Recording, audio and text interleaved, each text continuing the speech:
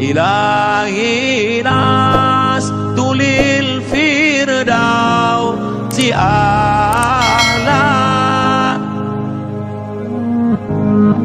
ولا أقوى على النار الجحيم.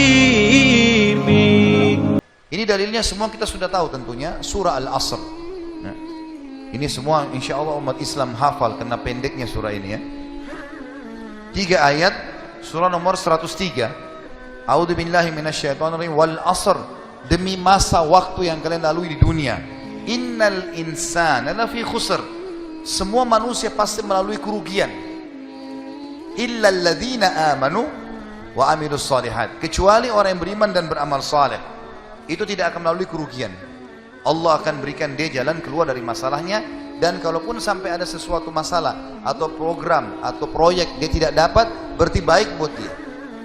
Pasti itu, tidak mungkin tidak. Allah selamatkan dia. Wa tawasaw bil haqqi wa tawasaw bis sabr, maka saling mewasiatkanlah kebaikan ini dan kebenaran ini, dan saling mewasiatkanlah agar sabar selama hidup di dunia, karena kalian akan menuju ke akhirat. Saya kasih contoh teman-teman, ada satu doktor ngajar di Ummul Qura, Dr. Muhammad, semoga Allah jaga beliau. Saya pernah mendengarkan salah satu kaset ceramahnya luar biasa gitu. Dia kasih contoh, dia bilang ada seseorang, ada seseorang di Saudi, teman dia, salehnya luar biasa ibadahnya. Dia bilang sholat malamnya gak kehilangan, sholat 5 waktu selalu on time, selalu menjaga istiqomah di jalan Allah, halal halal, haram haram. Satu waktu dia lamar seorang wanita dan diterima lamarannya. Pada saat sudah mau menikah, gitu kan, kurang lebih ditentukan jadwal, kalau saya tidak salah itu 3 bulan dari waktu itu akan menikah. 2 bulan atau 1 bulan sebelum pernikahan, tiba-tiba perempuan ini batalin pernikahan. Tiba-tiba batal pernikahan, nggak jadi nikah. Laki-laki ini bertanya kepada calon mertuanya, ada apa? Saya juga nggak tahu. Ditanya perempuan ini oleh orang tuanya, kenapa nak? Malu keluarga? Enggak, pokoknya saya nggak mau nikah sama laki-laki ini. Bersikeras si perempuan tidak mau nikah. Kata Dr. Muhammad, dia bilang, saya setiap kali ketemu sama teman saya ini, teman saya selalu berdoa. Saya dengar doanya, ya Allah kembalikan wanita ini pada saya suka sama dia. Luar biasa merengeknya sama Allah, gitu kan. Dan saya saking kesian sama dia, sampai saya mengatakan, ya Allah kabulkan buat dia. Luar biasa dia mohonnya sama Allah. Tapi uniknya kata Dr. Muhammad, enggak dikabulkan, enggak dikasih sama Allah. Sampai tiba hari H pernikahan yang ditentukan tanggalnya, perempuan ini akhirnya memang dia tunggu waktu itu. Ada laki-laki lain lamar, diterima sama dia. Diterima pada saat itu. Diterima lamaran laki-laki baru. Waktu sudah menikah sama laki-laki itu, si orang soleh ini, temannya Dr. Muhammad, berhenti berdoa. Terus selesai, jadi istrinya orang, nggak boleh kita doa lagi kan. Maka Dr. Muhammad mengatakan, saya justru bertanya-tanya pada saat itu, di mana bentuk kasih sayangnya Allah kepada teman saya? Dia sudah soleh, janji Allah baik, mestinya dia dapat yang dia mau. Kenapa di sini luput? Nah ini yang saya bilang di poin ke-11, Allah selamatkan dari kerugian dan bahaya. Ternyata dia bilang, justru setelah perempuan itu nikah sama laki-laki yang jadi suaminya sekarang, saya baru tahu bentuk kasih sayangnya Allah pada teman saya. Karena ternyata baru sebulan menikah, perempuan ini periksa ke dokter, dia punya sakit di dada sebelah kanannya, maaf di payudara sebelah kanan. Dokter memvonis kena kanker payudara yang kronis, harus dipotong. Sebulan menikah, payudara kanannya dipotong. Bulan kedua, kanker itu sudah menyebar ke payudara kiri dan dipotong dua-duanya dalam 2 bulan pernikahan. Bulan ketiga, ini kejadian nyata. Bulan ketiga, ternyata perempuan ini punya masalah di urat saraf di bagian otak belakangnya, sehingga membuat kedua matanya buta. Dan bulan keempat, wanita ini meninggal dunia. Kata dia, Dr. Muhammad bilang, subhanallah, kalau teman saya yang jadi suami dia, maka dia tidak akan menikmati pernikahan. Tapi Allah selamatkan dia dengan caranya. Jadi kadang-kadang ada yang luput dari kita. Kita sudah mohon sama Allah, Allah belum kasih. Kalau Allah tidak kasih, teman-teman, yakin itu baik buat kita. Jangan sangka buruk sama Allah. Sebaliknya, kalau kita minta sesuatu yang besar kepada Allah, tidak ada yang mustahil. Yang penting kita merengek dan manja kepada Allah. Dalam kisah yang lain di Yaman, dan ini sempat kisahnya menghebohkan Timur Tengah, Anak muda hafal Quran, matanya buta.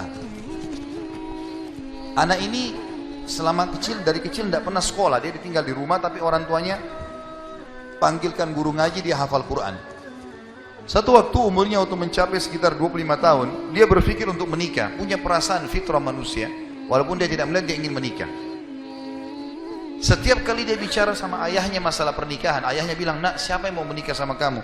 Nggak ada kerjaan, matamu buta, gitu kan? Kalau misalnya ada orang yang simpatik, baru kita bukain pintu itu. Anaknya selalu merasa terpukul. Apa yang terjadi? Dia berdoa sama Allah. Dalam kisah ini dikatakan, dia cerita tentang dirinya, dia bilang, saya berdoa selama sebulan. Sebulan penuh berdoa. Mohon-mohon sama Allah. Kasih ya Allah, nikahkan saya. Dan doanya begini, ya Allah, karuniakan saya wanita yang paling cantik di Yaman, yang paling pintar, yang paling kaya. Begitu doanya. Saya sengaja datangkan contoh pernikahan supaya tidak ngantuk ini. Langsung melotot matanya laki-laki di sini. Tapi memang kisah nyata terjadi seperti itu. Maka teman-teman sekalian, di hari ke-30 dari doanya, sebulan dia berdoa, dia mimpi, ada orang datang dalam mimpinya mengatakan begini, hai anak muda, jodohmu namanya Fulana binti Fulana. Disebut nama perempuan itu. Ayahnya bernama Fulan bin Fulan. Itu tokoh masyarakat di kampung sebelah, di kota sebelah. Besok datanglah lamar. Begitu mimpinya dia. Dia bangun, kaget, dia sholat tahajud, kemudian dia sholat subuh. Habis sholat subuh dia ikut ke masjid. Buta matanya pergi sama ayahnya ke masjid. Pulang dari sholat subuh dia bilang sama ayahnya, ayah, ada enggak kota di sebelah kita ini namanya kota ini? Kata ayahnya, ada. Ada enggak orang namanya Fulan bin Fulan, toko di situ? Kata ayahnya, ada. Ini dalam mimpi disebut ini. Dia nggak tahu kota itu, dia nggak tahu orang itu. Kata ayahnya, ada. Itu toko masyarakat terkenal di sana, orang kaya raya. Ada nggak anaknya namanya Fulana binti Fulana? Kata ayahnya, ada. Kata dia, lamarin buat saya, ayah. Kata ayahnya, apa kau sadar yang kau ucapin?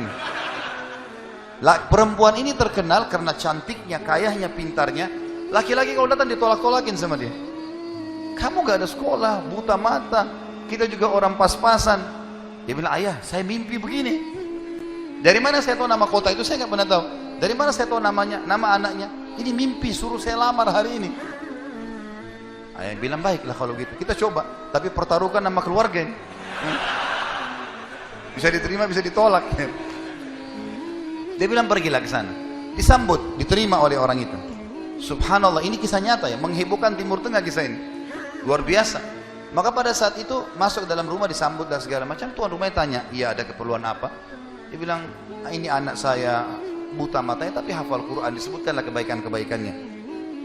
Entah kenapa dia minta melamar anak anda karena dia mimpi semalam. Anehnya si calon ayahnya si perempuan ini langsung bilang, saya terima lamarannya. Tiba-tiba kisah nyata begitu. Yang ayahnya si laki-laki bilang, kenapa anda spontan terima? Dia bilang, karena saya juga mimpi tadi malam. Loh, kisah nyata. Dia bilang, saya juga mimpi tadi malam, kalau hari ini akan datang anak mantu saya, namanya nama anakmu ini. Cirinya dia. Matanya buta, hafal Quran, dari kampung sebelah kota kamu. Begitu mimpinya, luar biasa. Maka dia bilang, ayahnya bilang, tapi saya tidak tahu. Ini kan pagi-pagi tadi habis sholat subuh, siap-siap datang.